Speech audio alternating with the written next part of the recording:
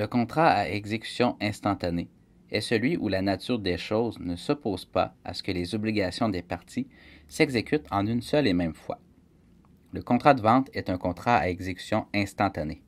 La nature des choses ne s'oppose pas à ce que le vendeur transfère son droit de propriété et l'acheteur paie le prix de vente en une seule et même fois.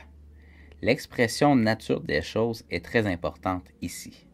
En effet, même si l'acheteur paie le prix de vente en 12 versements mensuels, le contrat demeure à exécution instantanée, puisque la nature des choses ne s'oppose pas à ce que l'obligation de l'acheteur s'exécute en une seule et même fois.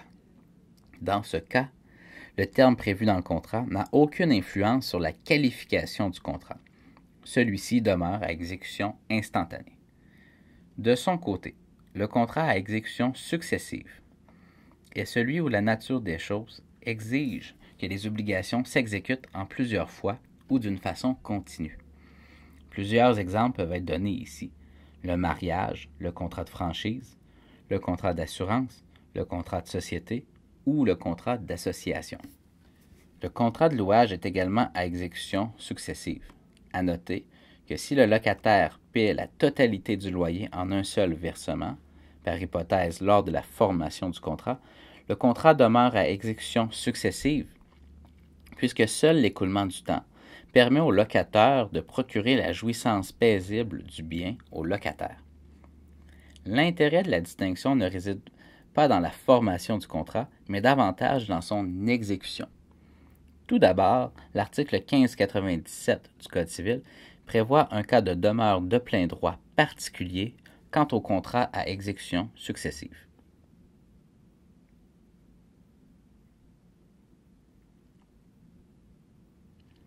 En cas d'inexécution, les recours diffèrent également.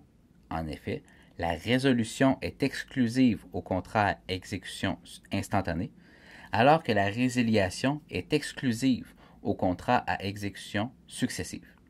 Il s'agit d'une distinction souvent oubliée par les praticiens et même par les tribunaux.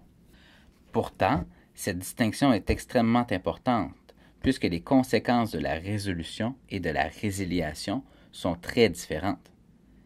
La résolution du contrat à exécution instantanée opère un effet rétroactif. Le contrat résolu est ainsi réputé n'avoir jamais existé. Les parties sont alors tenues à la restitution des prestations prévues aux articles 1699 à 1707. Par exemple, en cas de résolution de la vente, le vendeur sera tenu de remettre à l'acheteur son argent, alors que l'acheteur sera tenu de remettre au vendeur son bien. L'effet de la résolution est le même que la nullité du contrat, mais il s'agit de deux recours complètement différents.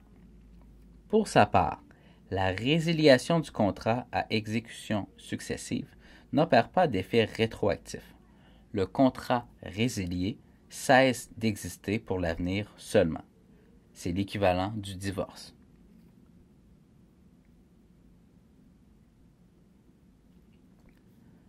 Revenons au contrat à exécution successive.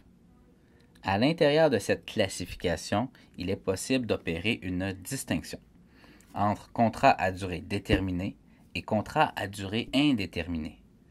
Le contrat de mariage est un contrat à durée indéterminée, de même que le mandat en cas d'inaptitude ou le contrat de société. Certains contrats peuvent être à durée déterminée ou non. À titre d'exemple, le contrat de louage peut être à durée déterminée ou non. La distinction est particulièrement importante en matière de droit du travail. À titre d'exemple, un employeur désire se défaire d'un salarié incompétent qu'il a engagé. Si le contrat de travail du salarié est à durée déterminée, l'employeur n'a qu'à tout simplement pas renouveler le contrat du salarié à son échéance. Si le contrat de travail du salarié est à durée indéterminée, l'employeur devra alors congédier le salarié. Pour résumer, voici les différentes qualifications étudiées dans cette capsule.